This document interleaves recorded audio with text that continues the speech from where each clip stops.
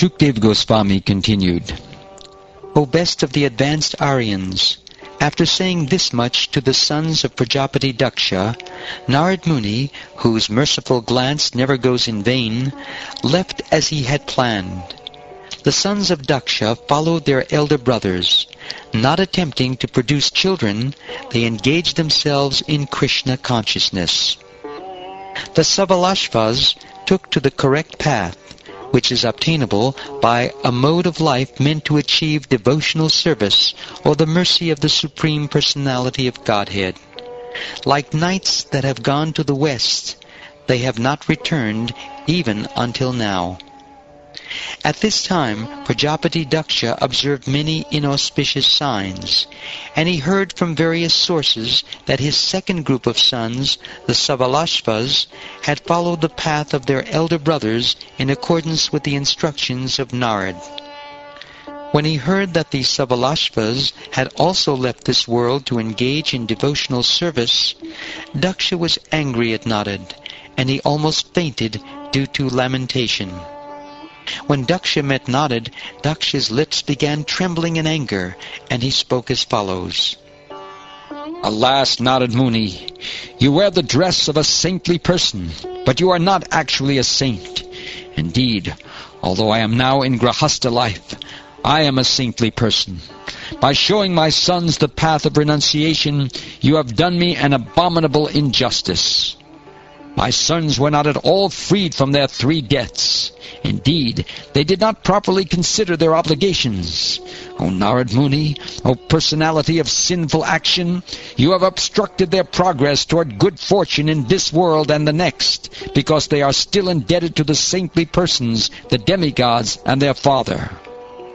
Thus committing violence against other living entities, and yet claiming to be an associate of Lord Vishnu, you are defaming the Supreme Personality of Godhead.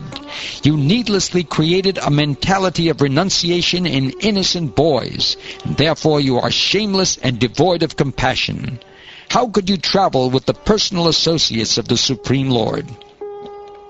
All the devotees of the Lord but you are very kind to the conditioned souls, and are eager to benefit others. Although you wear the dress of a devotee, you create enmity with people who are not your enemies, or you break friendship and create enmity between friends. Are you not ashamed of posing as a devotee while performing these abominable actions? If you think that simply awakening the sense of renunciation will detach one from the material world, I must say that unless full knowledge is awakened, simply changing dresses, as you have done, cannot possibly bring detachment. Material enjoyment is indeed the cause of all unhappiness, but one cannot give it up unless one has personally experienced how much suffering it is. Therefore, one should be allowed to remain in so-called material enjoyment while simultaneously advancing in knowledge to experience the misery of this false material happiness.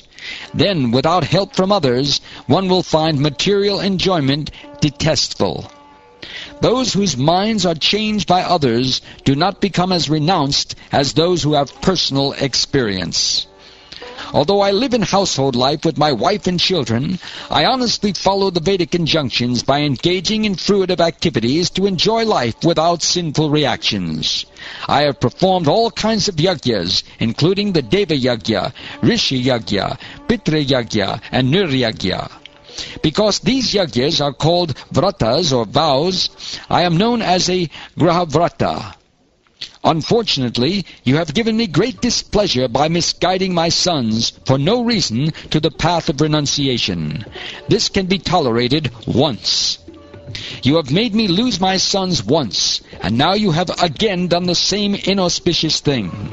Therefore, you are a rascal who does not know how to behave toward others. You may travel all over the universe, but I curse you to have no residence anywhere.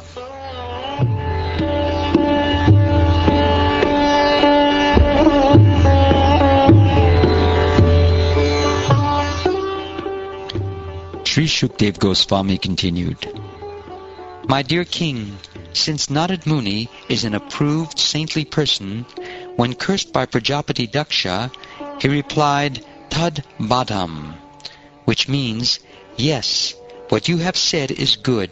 I accept this curse." He could have cursed Prajapati Daksha in return, but because he is a tolerant and merciful sadhu, he took no action.